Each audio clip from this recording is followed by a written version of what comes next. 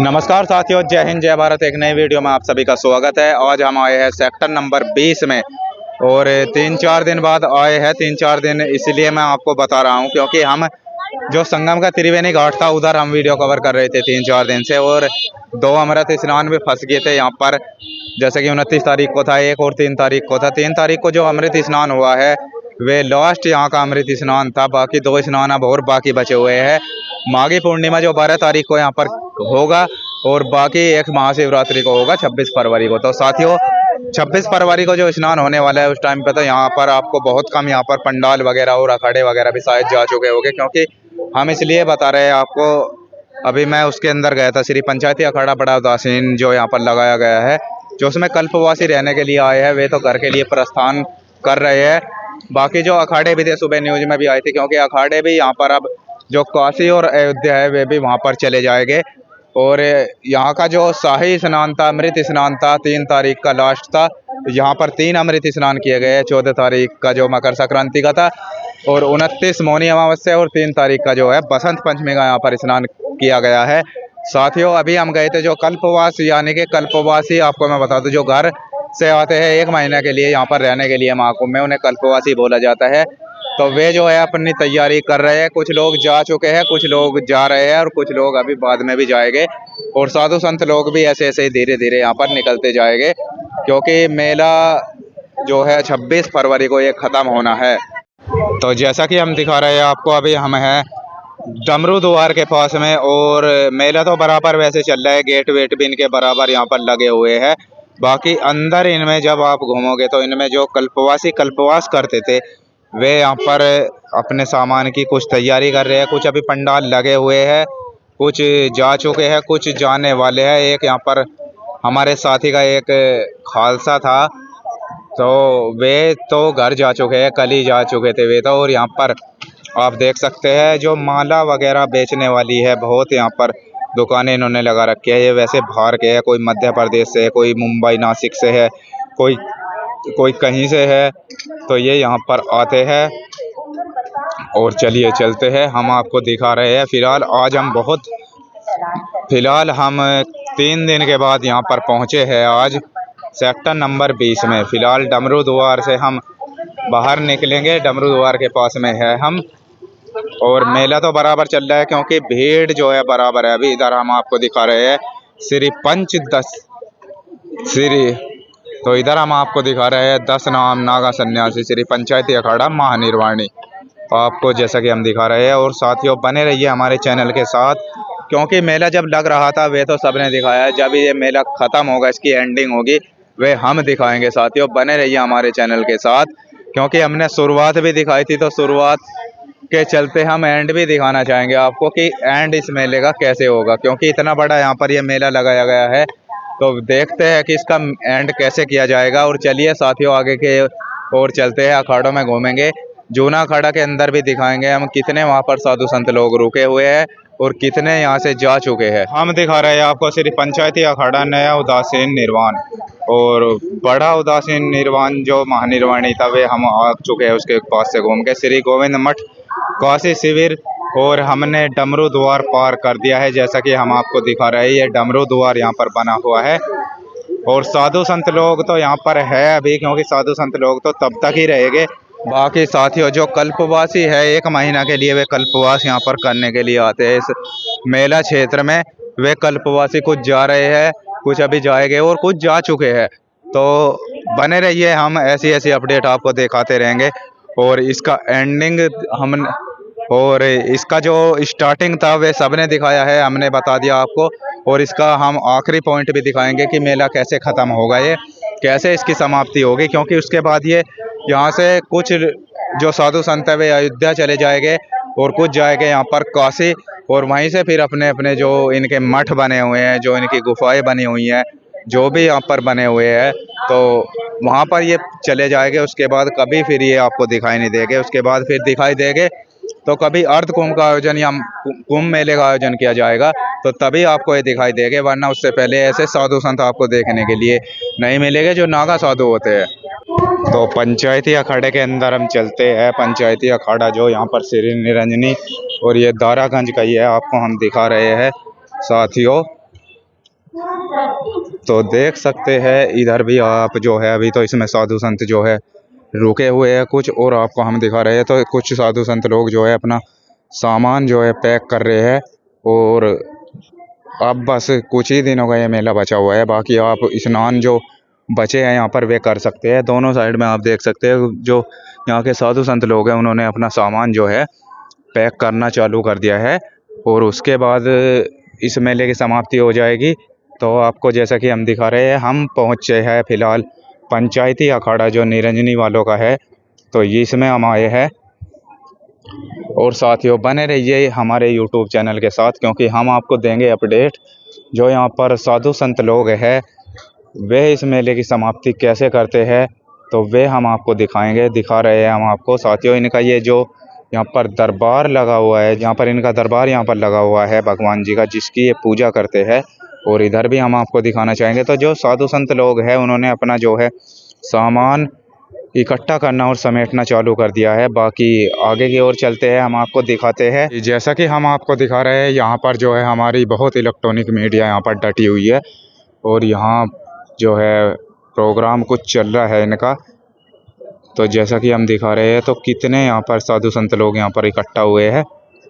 तो कुछ मेरे ख्याल से आज स्पेशल यहाँ पर इनका फंक्शन है, थोड़ा मालूम करते हैं और उसके बाद हम बताएंगे कि क्या ये प्रोग्राम है जो यहाँ पर इतने महाराज जी आए हुए हैं। सर्वप्रथम मैं अपने निरंजनी अखाड़े के इष्ट देव गुरु निरंजन देव भगवान के चरणों में अपना नमन अर्पित करते हुए और सभी वरिष्ठ महामंडलेश्वरों के चरणों में नमन अर्पित करते हुए श्री पंच परमेश्वर के चरणों में नमन अर्पित करते हुए संत समाज और सभी साधु समाज की विभूतियों के चरणों में नमन अर्पित करते हुए मैं यही कहूंगा कि संत समाज मिले बड़वागा और होए पुण्य प्रकट अनुरागा। साध्वी ऋतंभरा जी जिनको सारा देश जानता है, सारे देश में उनके प्रवचन, भाषण, वक्तव्य बड़ी श्रद्धा और बड़े उत्सुकता से सुने जाते हैं। दीदी माँ जब बोलती है तो ऐसा ही लगता है जैसे यहाँ गंगा की धारा बह रही है, वैसे दीदी माँ का प्रवाह चलता है। आज दीदी माँ एक महामंडलेश्वर की गुरु बनने जा रही हैं, और अभी तक तो उनके गुरु भाई महामंडलेश्वर थे, उनके गुरु भाई आचार्य थे। आज उनकी एक शिष्या भी महामंडलेश्वर बनेगी, तो दीदी माँ महामंडलेश्वरों की गुरु कहलाएगी। आज से एक नया अध्याय, एक नया युग शुरू हो रहा है। दीदी माँ वैसे तो अपने आप में वो जब बोलती हैं वही उनका सम्मान है, वही उनकी पहचान है, वही उनके लिए समाज में आदर है। उनको हमारे आचार्य जी तो बहुत हमसे कह रहे थे कि दीदी माँ को कहो, दीदी माँ को कहो, लेकिन मैंने कहा कि नहीं वो आपका विषय है, मैं इस विषय में नहीं पढ़ता हूँ। ईश्वर की परंपरा में उनकी एक शिष्या 10 नाम परंपरा का निर्वाह करेगी। इसमें एक आदर का पद जो हमारे यहाँ प्रतिष्ठा का पद है महामंडलेश्वर, उस पद पर प्रतिष्ठित होंगे। और ये पद सचमुच एक गरिमा का पद है, एक सम्मान का पद है, एक अखाड़े में रहना अपने आप में आचार्य शंकराचार्य की परंपरा का एक बड़ा गौरव है। और इस गौरव को प्राप्त करना सहज सबके लिए संभव नहीं है। और इसलिए हम तो ऐसा ही कहते हैं कि आचार्य शंकराचार्य का जो मठामनाय है उसमें जो सन्यासियों की परंपरा है, 10 नाम की परंपरा है, अखाड़ों की परंपरा है, इसका बड़ा महत्व है। और अखाड़े का मतलब तो पहले तो होता ही था कि अखाड़े बाजी आ जाओ तुम मैदान में, अखाड़े में कन्हैया को कहा आ जाओ मैदान में, अखाड़े में तुम हमारे साथ लड़ लो।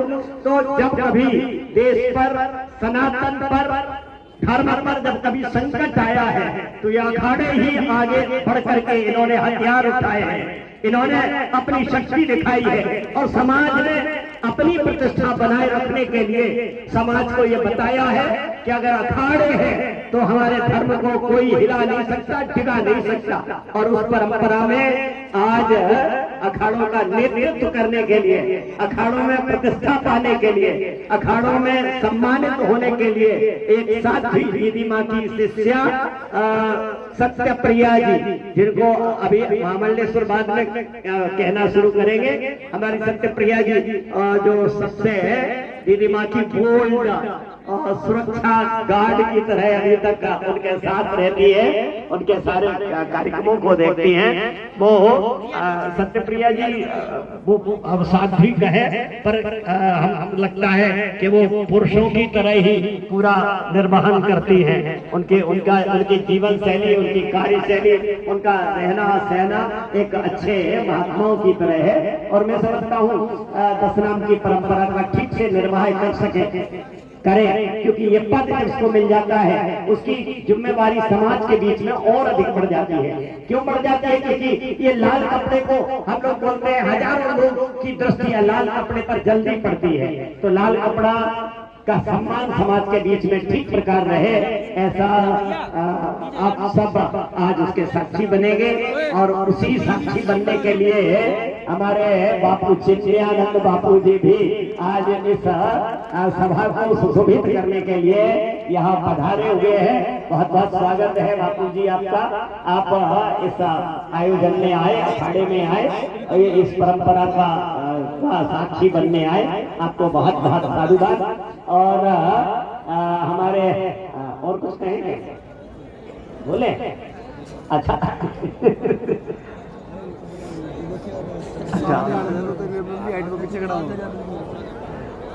अच्छा तब बात देखिए,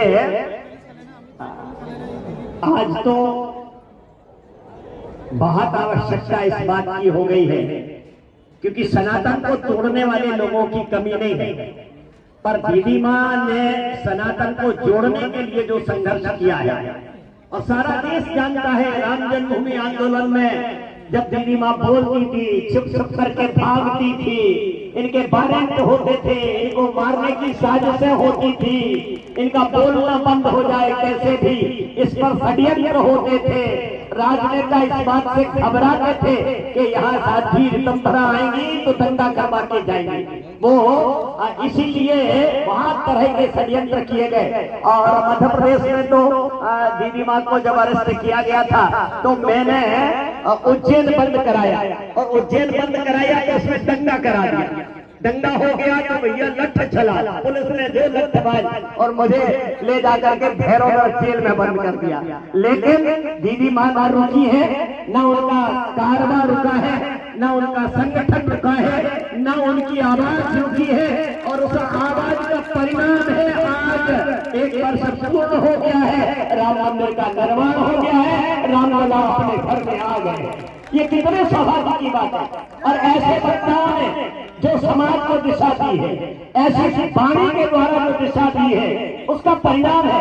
इस हिंदू परिषद ये मानता है कि दीदी माँ जैसे वक्ताओं ने समाज में जो अलख जगाई, जो समाज को जगाया, और वो ठीक विवेकानंद जी शायद ऐसा ही कहते थे कि अगर मुझे केवल देश में 100 सन्यासी मेरी तरह रह जाए, मैं इस देश को विश्व गुरु बना के छोड़ूंगा। ये स्वामी विवेकानंद का सपना था कि हमें 100 सन्यासी केवल समर्पण के मिल जाए, संगठन के मिल जाए, मेरी आवाज पर चलने वाले मिल जाए। और मुझे समझता हूँ कि दीदी माँ भी शायद विवेकानंद के उन्हीं पद चिन्हों पर चलती हुई, जैसे कठोपनिषद कहता है, उत्तिष्ठ जागृत प्रवरान्य मोदक, उठो जागो आगे बढ़ो, गुरुओं की शरण में आओ और देश के कल्याण के लिए, देश के उत्थान के लिए, देश को विश्व गुरु बनाने के लिए काम करो। आज बहुत आवश्यकता है इस बात की कि समाज में जो छूत है, जो जातियों का विभाजन है, जो जातियां बट रही है, इन सब के लिए बहुत चिंता है। और दीदी माँ इस विषय में काम करती हैं। आदिवासियों में जाती है, पिछड़ों में जाती है, अब दलितों में जाती है, उनके घरों में मिलती है।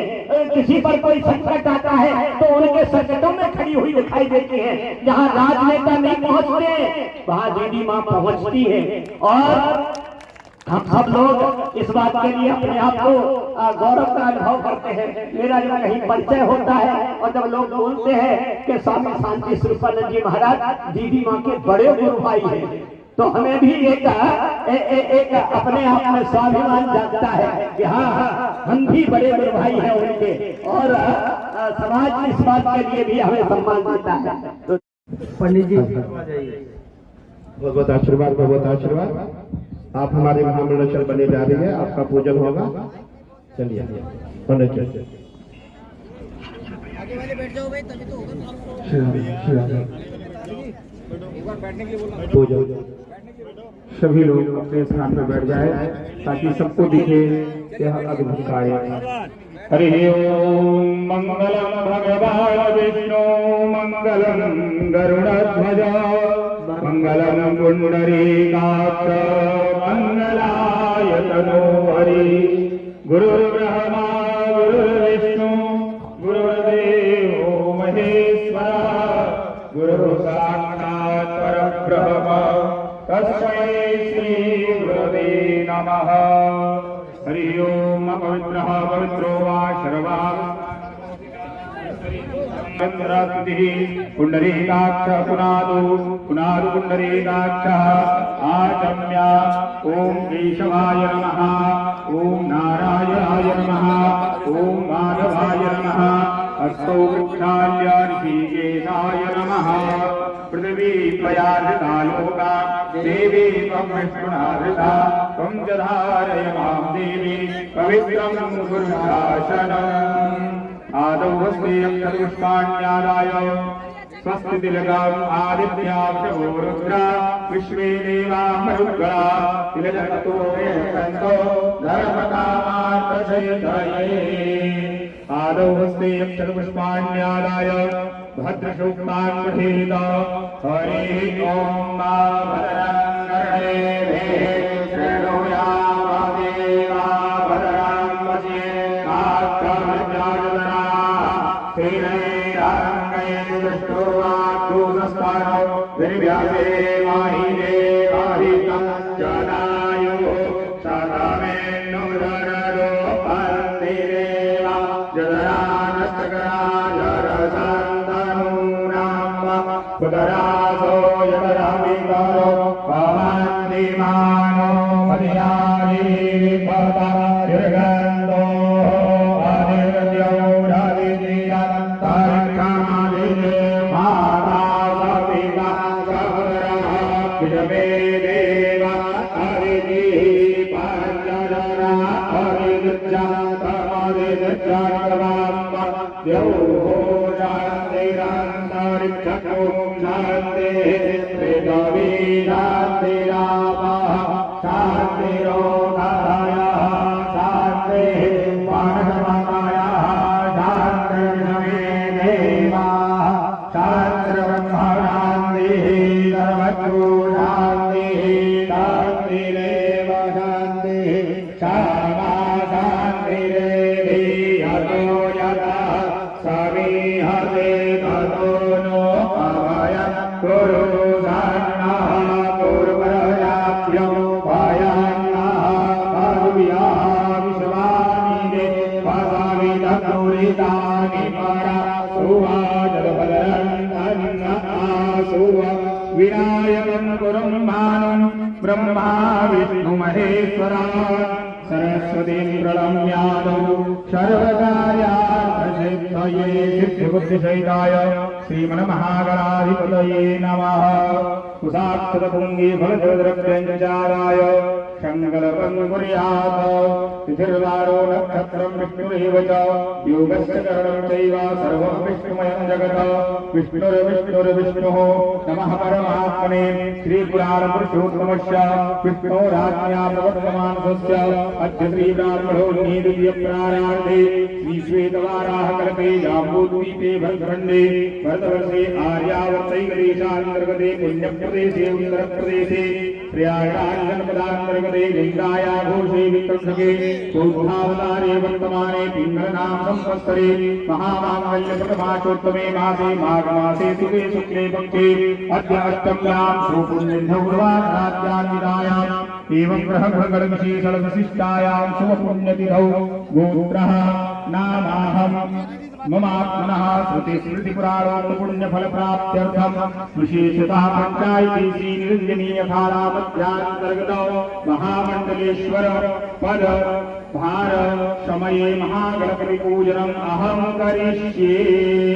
ओम जाग्रतो दूरमुदय दैव करुणकशरदै वैदे दूरांगम ज्योतिना ज्योतिरेव नामे पराशिवसंकल्पमस्तु संकल्पविद्यर्तो आरवन्ति यच्चपुष्पाण्यादाय गणपतिभ्याय नमः गणपतिगो हवामहे प्रियाराध्याभिरमदिगो हवामहे वीरात्मानिधिपतिगो हवामहे पदो मम आमयानि गर्भधमत्वमजाति गर्भधमः गर्भणैर्माध्याय ध्यानमर्पयामि सर्वोपचारार्थे गन्धाक्षरपुष्पाणि समर्पयामि महागणपतये नमः। सर्वोपचारार्थे गन्धाक्षरपुष्पाणि समर्पयामि धूपं दीपं नैवेद्यं च निवेदयामि। करौ संशोध्य हस्तौ प्रक्षाल्य हस्ते अक्षरपुष्पाण्यादाय प्रार्थयेत विघ्नेश्वराय वरदाय सुरप्रियाय लंबोदराय सकलाय जगद्धिताय नारायणाय सुखियाय विभूषिताय गौरीसुताय गणनाथ नमो नमस्ते। महागणपतये महागणपतिर्प्रियतां नमो। अथ अभिषेकः। हरि ओम श्री गुरुभ्यो नमः श्री वेद पुरुषाय नमः। हरि ओम गणानान्तो हवामहे प्रियारात्मा प्रियवदिको हवामहे निधीनात्मा निधिपदिको हवामहे परो मम आहमजामि गर्भधमात्ममजामि गर्भधमः गायत्रे निष्ठुप्तगर्यारष्टोपाङ्गाः